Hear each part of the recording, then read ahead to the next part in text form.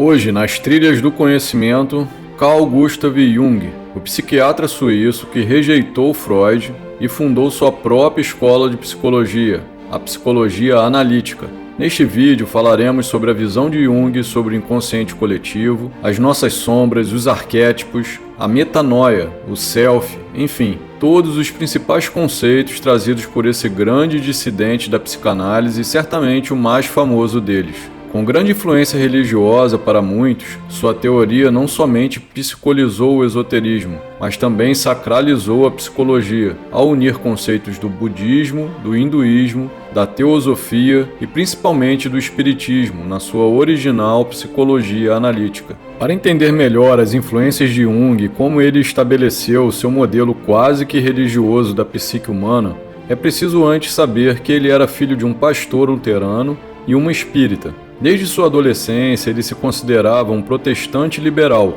mas, com forte influência da mãe, Emily Presswerk, sua tese se baseou nas experiências mediúnicas de sua prima, Helena Presswerk, cujo título, abre aspas, foi Psicologia e Psicopatologia dos Fenômenos Ocultos, fecha aspas, onde analisou os transes mediúnicos dela. Nesse mesmo trabalho, Jung apresentou também várias referências da teosofia de Helena Blavatsky, do budismo, do hinduísmo e da gnose. Filosoficamente, suas influências principais foram Kant, Hegel, Schopenhauer e Nietzsche.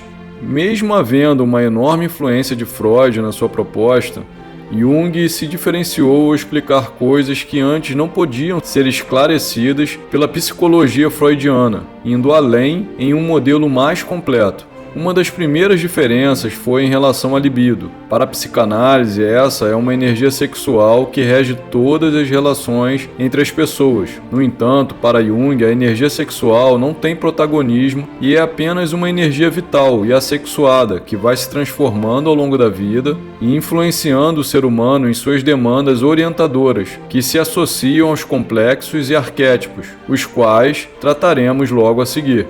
Para o autor, a nossa vida pode ser dividida em duas fases, o que ele chama de metanoia. A primeira parte vai até por volta dos 40 anos, mas pode variar entre os 35 e os 50, e a segunda após essa idade até a morte. Nessa primeira fase, a busca humana seria caracterizada por uma necessidade de adaptação ao mundo externo, construir um corpo plenamente desenvolvido, aprender algo relevante, conseguir um trabalho, pertencer a um grupo e formar uma família. Assim, as pessoas se orientam para fora, e os conflitos neuróticos estariam todos relacionados essencialmente a preocupações com suas biografias e reputações. Essas psicopatias são entendidas como consequências de complexos reprimidos, situações traumáticas que deram origem a memórias que têm essas energias associadas e foram levadas ao inconsciente por serem difíceis de serem lidadas conscientemente. Muitas delas frutos de desejos e comportamentos não aceitos pela sociedade. Jung as chamou de sombras, ou seja, uma parte escura, ruim da nossa personalidade quando comparadas às referências morais do meio e que não aceitamos conscientemente existir. Segundo ele, quanto maior o conflito interno entre o ego e a sombra, maior a tensão e a neurose do indivíduo. Como fazer para lidar com isso? Não buscando perfeição, mas sim completude, o que significa aceitar todas as nossas partes, sendo elas boas ou ruins, pois o ser humano em geral é formado por esses dois lados. Para isso, uma tarefa importante seria levarmos os complexos reprimidos para a consciência, ou seja, levar a sombra para a luz, pois só por meio desse processo conseguiremos conhecer quem realmente somos, nos aceitar e nos educar, a fim de chegarmos a um equilíbrio e saúde psíquica. Uma parte interessante e muito diferente da psicanálise é a distinção feita por Jung dos conceitos de ego, pessoa e indivíduo. Para ele, o ego é um complexo que constitui o centro do campo da nossa consciência e representa uma pequena parte da nossa psique com alta correspondência com a nossa identidade. Mas ele não é o indivíduo. Longe disso, para ele, o indivíduo, propriamente dito, é o elemento espiritual que contém a totalidade do que somos, o que ele chamou de self. Já a pessoa, é um elemento ainda menor que o ego, também imerso na consciência, onde está o conjunto de personagens que representamos na nossa relação com o mundo. O de filho, pai, amigo, estudante, empregado, chefe, enfim, todas essas personagens as quais lidamos no nosso dia a dia ao desempenhar as nossas funções sociais. Assim, podemos dizer que o nosso ser espiritual, a nossa psique total, é o Self, e ele é formado por 3 partes e 4 elementos genéricos: a consciência, onde estão 2 elementos, a pessoa e o ego, o inconsciente individual, onde ficam nossas sombras, e uma terceira parte, o inconsciente coletivo, parte ausente no esquema psíquico proposto por Freud e que é um enorme pedaço do nosso self, que permite nos relacionarmos com Deus, pois nele estão os arquétipos, as ideias perfeitas, modelos eternos de tudo que existe na mente de Deus, e estão geralmente representados de forma imperfeita no mundo material, quando são captados por nós. Para Jung, por meio desses elementos é que conseguimos explicar, dentre outras coisas, por que em culturas diferentes, afastadas, isoladas e sem contato umas com as outras, seus habitantes tiveram ideias muitas vezes complexas e trabalhosas, quase que idênticas, como a construção de pirâmides, obeliscos, crenças em mitos de como o universo foi formado, expressões artísticas, enfim, diversas invenções.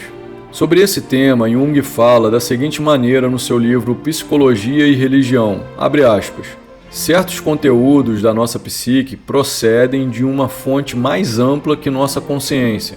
Muitas vezes envolvem uma compreensão ou saber superiores ao que a pessoa seria capaz de produzir. Passaremos a considerá-los como se viesse de uma fonte inteligente, direcionada a um propósito, e suponho que essas propriedades herdadas seja algo como uma possibilidade formal de reproduzirmos as mesmas ideias, ou ao menos parecidas, em lugares diferentes, por pessoas que não se conhecem. Entendo, portanto, por arquétipo, uma propriedade ou condição estrutural própria da psique, que de algum modo está ligado ao nosso cérebro. Fecha aspas.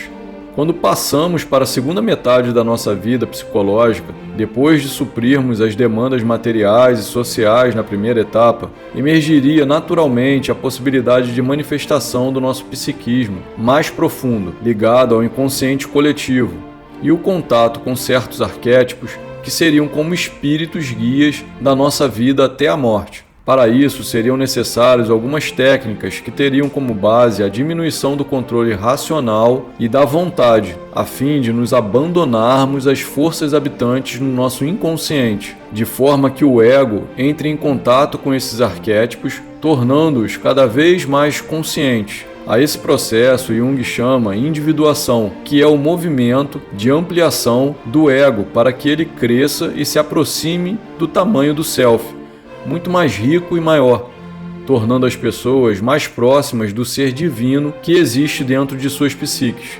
Nesse processo, lidaríamos com transformações e níveis de desenvolvimento que podem se completar de formas diferentes nos homens e nas mulheres. Para as mulheres, o primeiro arquétipo orientador seria o da Eva, objeto de desejo dos homens como uma relação puramente material, sexual e biológica de fornecimento de alimento, segurança e amor possessivo. O segundo arquétipo orientador teria um nível mais elevado que o da força vital anterior. Sua representação é a Helena de Troia, da mitologia grega. Ainda direcionado pelo amor sexual, se distingue da Eva por ser um amor mais romântico e não puramente carnal. Permite o florescimento intelectual, a capacidade criativa e o sucesso por incentivar o desenvolvimento de habilidades voltadas para o mundo externo. O terceiro arquétipo orientador é o da Maria, mãe de Jesus, quando a força vital contida nesse arquétipo passa a ser devocional, espiritual e religioso. Essas mulheres têm virtudes como a paciência, a benevolência e a doação pelo outro. O quarto e o último arquétipo seria o de maior nível de transformação da energia vital feminina, quando o arquétipo orientador seria a Sofia, a própria sabedoria, caracterizada por uma pitonisa que intuitivamente consegue se destacar pela sua visão de mundo vinda de algo maior, o próprio Deus. Já para os homens, os arquétipos orientadores teriam como início o arquétipo do atleta, aquele que contém o poder físico obtido pelos músculos e aspecto puramente físico. O segundo é o arquétipo do guerreiro e do romântico, aquele que, além de ser orientado para a ação e, portanto, para resolver e conquistar, consegue se relacionar de forma mais terna e não puramente sexual com o sexo oposto. O terceiro arquétipo orientador masculino é o do professor, diplomata ou orador, aquele que consegue, pelo convencimento, mudar, transformar e conquistar objetivos e pessoas. Finalmente, o último arquétipo é o do curador ou guia espiritual, uma pessoa que se tornou instrumento de Deus e, como um profeta, carrega a mensagem dele para tocar e transformar a humanidade.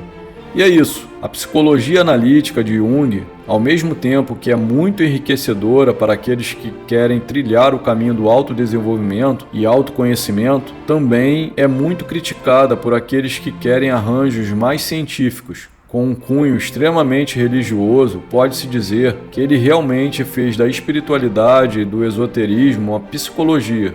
Muitos outros conceitos poderiam ser trazidos, além dos aqui expostos, como o significado dos símbolos, as mandalas, a sincronicidade, enfim, um conjunto bem elaborado de elementos que compõem sua psicologia analítica, mostrando energias espirituais que nos unem.